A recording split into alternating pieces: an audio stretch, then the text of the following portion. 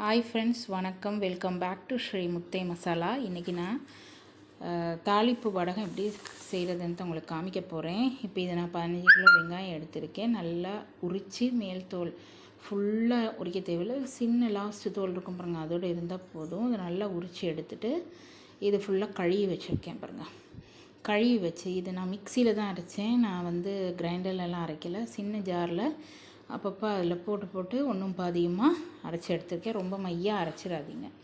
இப்போ நான் உங்களுக்கு 1.5 கிலோ வெங்காயம் நீங்கள் எடுத்திங்கன்னா 1/2 கிலோ தாளிப்பு வடகம் உங்களுக்கு தாராளமாக வரும்.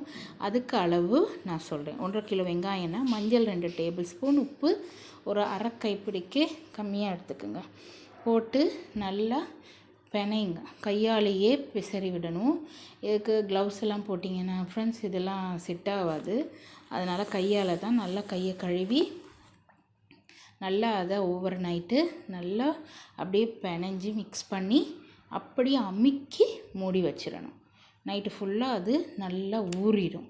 தண்ணி விட்டு, வெங்காயத்துக்கு எப்படியுமே தண்ணி விடும், வெங்காயத்தில் தண்ணி விட்டு நல்லா ஊறி வரும். காலையில் நீங்கள் பார்த்தீங்கன்னா அதை அப்படியே நல்லா அமுக்கி வச்சிடணும். அதனால் பிசறி அமுக்கி வச்சிடணும்.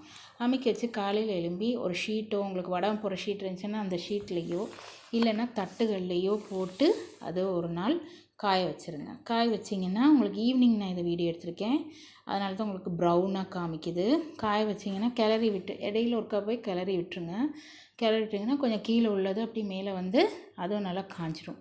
காஞ்சோன்னா அதெல்லாம் உதுத்து விட்டு நல்லா பார்த்திங்கன்னா இப்படி உதிர்ந்து ஆயிரும். அப்புறம் அதுக்கு தேவையான பொருட்கள் நான் சொல்கிறேன். இப்போ 1.5 கிலோ வெங்காயத்துக்கு தான் நான் அளவுகள் சொல்லிகிட்ருக்கேன். பூண்டு ஒன்றும் பாதியமாக உடச்சிக்கோங்க, தோலோடு தான் போடுங்க. நல்லா கழுவி தோலோடு போட்டுக்குங்க. ஒரு 75 கிராம், 75லேருந்து 80 கிராம் போட்டுக்குங்க. அது பிறகு கடுகு 60 போடுங்க, 60 கிராம். அப்புறம் ஜீரகம், சின்ன ஜீரகம் 60 கிராம். நான் சோம்பு, வரமிளகாத்தூள் அதெல்லாம் நான் சேர்க்குறதில்ல. நான் சீரகம், உளுத்தம்பருப்பு, கடுகு, வெந்தயம், பூண்டு, கருவேப்பிலை, பெருங்காயம் அதில் தான் சேர்ப்பேன். இப்போ அதே போல் ஜீரகமும் 60, உளுத்தம்பருப்பு நான் கருப்பு உளுத்தம்பருப்பு தான் சேர்க்குறேன், அதுவும் 60 கிராமு. அப்புறம் வெந்தயம் 25 கிராம் சேர்த்திங்கன்னா நல்லா அப்படியே பெசரி விட்டுருங்க. அதுலேயே பெருங்காயம் ஒரு டீஸ்பூன் இல்லாட்டி 2 டீஸ்பூன் வாசத்துக்கு ஏற்ற மாதிரி அதை நீங்கள் போட்டுக்குங்க. கருவேப்பிலை ஒரு கைப்பிடி போட்டுக்குங்க, தாராளமாக ஒரு கைப்பிடி அரிஞ்சு போட்டுக்குங்க. முழுசாக போடாங்க, கழுவி அரிஞ்சு போட்டுக்குங்க. போட்டு அதையும் நல்ல விளக்கெண்ணெய் ஒரு 100 ml தாராளமாக ஊற்றி, விளக்கெண்ணெய் மட்டும்தான் யூஸ் பண்ணணும். 100 ml விளக்கெண்ணெய் ஊற்றி நல்லா பெசரி அப்படி அமுக்கி ஊற வச்சுருங்க. காலையில் எடுத்து கொஞ்சம் பெரிய பெரிய உருண்டைகளாக பிடிச்சி அதை அப்படியே தட்டுகளில் உருட்டி வச்சு காய வச்சுருங்க. இப்போ பாருங்கள் ஃபுல்லாக காஞ்சிட்ருக்கு.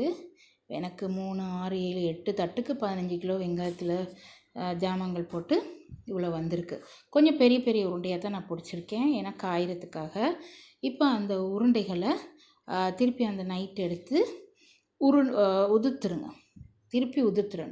உதுத்து திரும்ப ஒரு 50 ml போல் விளக்கெண்ணெய் ஊற்றி திரும்ப நல்லா பிணைஞ்சி அதை கையாலேயே அப்படியே பிசறி அப்படியே அமுக்கி திருப்பி மூடி வச்சுருங்க.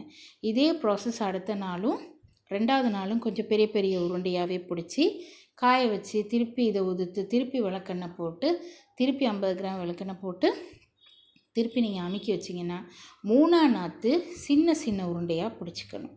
குட்டி குட்டி உருண்டையாக பிடிச்சி கரெக்டாக எங்களுக்கு வடகம் எந்த சைஸில் வேணுமோ அந்த சைஸ் உருண்டைகளாக பிடிச்சி 3ஆம் நாளில் அப்படியே எல்லாத்தையும் காய விட்டுருங்க. அப்படியே காய விட்டு திருப்பி அடுத்த நாள் நீங்கள் பார்த்தீங்கன்னா திரும்ப கொஞ்சம் கையில் எண்ணெயை தொட்டுண்டு இந்த சைஸு கடைசியாக 3ஆம் நாள் இந்த சைஸு பிடிச்சிடணும். இனி உதிர்க்கக்கூடாது. பிடிச்சி டைட்டாக இறுக்கி எண்ணெயை தொட்டு இறுக்கி பிடிச்சி நீங்கள் இது அப்படியே 15 நாள்லேருந்து 20 நாளைக்குள்ளே நல்லா காய வச்சு எடுத்திங்கன்னா வருஷத்துக்கும் இது எங்களுக்கு கெட்டு போகாமல் நல்லபடியாக இருக்கும். இது நீங்கள் தாளிக்கிற பருப்பு, சாம்பார், ரசம்,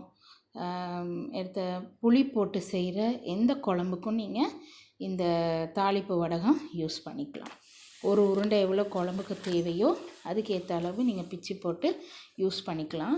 ஒரு வருஷத்துக்கும் இது கெடாது ஃப்ரெண்ட்ஸ். நல்லா காய வைக்கிறது தான் இதில் வேலை. யாருக்கும் தேவைப்படுறவங்க ஸ்க்ரீனில் தெரிகிற நம்பருக்கு ஆர்டர் ப்ளேஸ் பண்ணிக்கோங்க. Thank you friends.